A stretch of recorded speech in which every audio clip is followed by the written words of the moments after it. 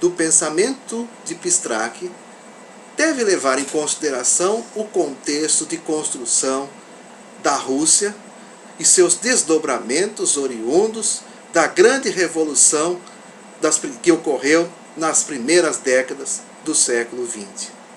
Pistrac, nascido em 1888 e falecido em 1940, viveu em um período histórico revolucionário, marcado pela construção da Revolução Bolchevique e do socialismo russo no início do século XX.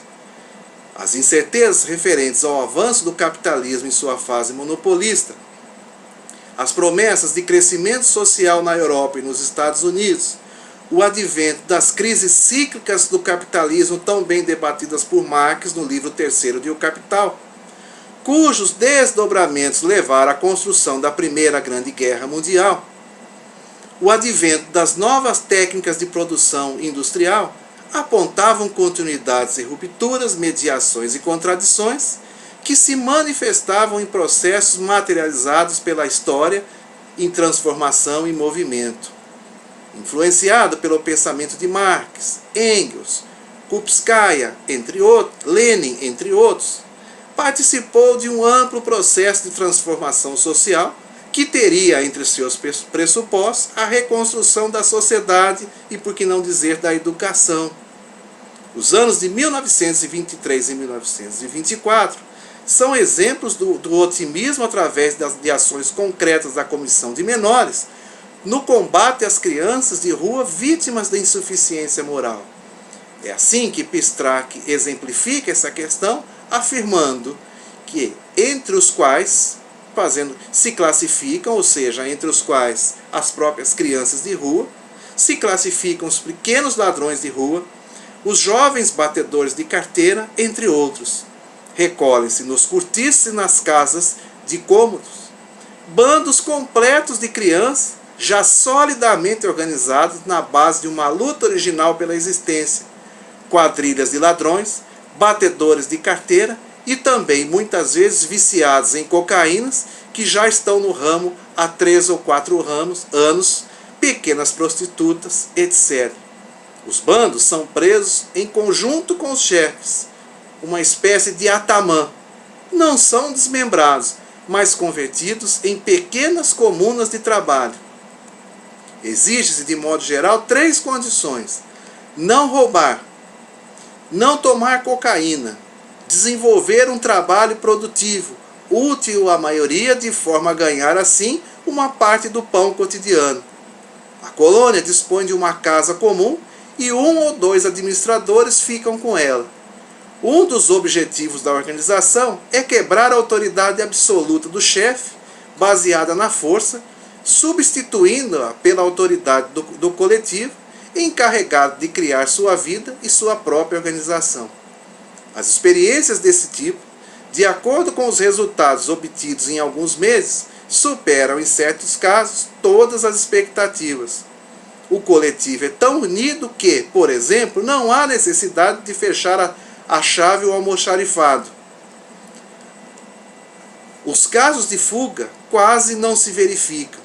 A marca social que caracteriza a atividade das crianças, o sentimento de que sua vida tem um sentido social, objetivando grandes finalidades sociais, fortalece o coletivo infantil, tornando-se conscientes de sua dignidade e se unem estreitamente.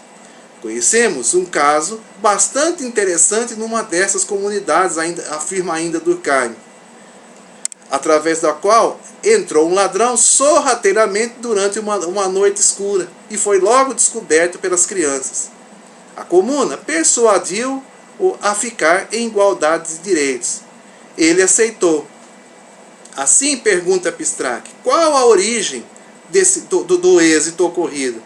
É que esses viciados, afirma categoricamente Pistrac, em cocaína, ladrões, prostitutas de 12 anos, entre outros, que foram levianamente classificados na categoria de crianças, abre aspas, marcadas por insuficiência moral, fecha aspas, e irremediavelmente perdidas, são na realidade crianças brilhantes, ativas, capazes, de grande iniciativa, mas pervertidas pela vida e que encontram condições quando o coletivo infantil tem a possibilidade de se desenvolver, de crescer pelos seus próprios meios e de se organizar numa base social.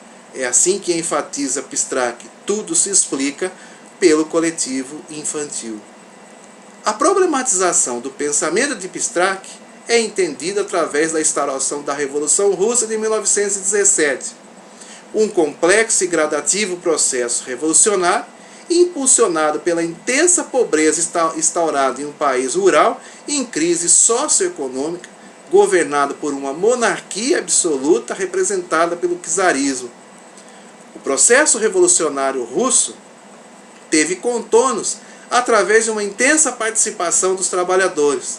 A Rússia possuía, no início do século XX, a maior população da Europa, algo em torno de 174 milhões de habitantes, acompanhados de sérios problemas sociais, como a ausência de terra para os camponeses e a precariedade das condições de trabalho dos operários. A ascensão dos bolcheviques ao poder significou a necessidade de profundas transformações nas relações sociais presentes até então. Era necessário reconstruir um país com limitações de inserção internacional, ausências de tecnologia, de produção industrial, excluído pela dinâmica mundializada do imperialismo que se manifestava na luta entre os grandes trustes internacionais ao acesso a mercados consumidores e matérias-primas, como tão bem analisou Lenin em uma obra monumental denominada como Imperialismo, Fase Superior do Capitalismo. Entendia-se a necessidade de reconstrução de um país sobre novas bases que negassem os princípios capitalistas imperantes. É nesse sentido que se configuram afirmações da internacionalidade do movimento dos trabalhadores. O velho mundo desmorona-se e um novo mundo nasce. Transformar um país quase todo analfabeto, levando em consideração que nesse período 80% da população da Rússia era analfabeta, em uma nação soberana baseada nos princípios do socialismo real, era um dos grandes desafios colocados por Lenin.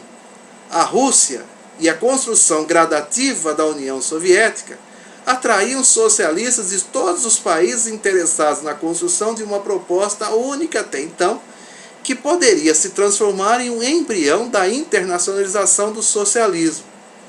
Ao mesmo tempo em que se desenvolviam estratégias macrosociais para a consolidação do socialismo russo, voltadas para a ruptura dos princípios e percepções de mundo defensores do capitalismo, contraditoriamente desenvolvia-se diálogos com epistemologias defensoras de princípios ontológicos e gnoseológicos distintos ao socialismo, sendo a educação e sua importância para a formação social um exemplo. Um dos grandes desafios que se coloca para o entendimento e problematização do pensamento de Pistrac era que, na Rússia, heterogêneas concepções de educação estavam presentes, abrindo espaço para o diálogo com o escolanovismo, com epistemologias voltadas à negação do capitalismo, oferecendo um profundo debate que requer ser problematizado e que requer ser aprofundado.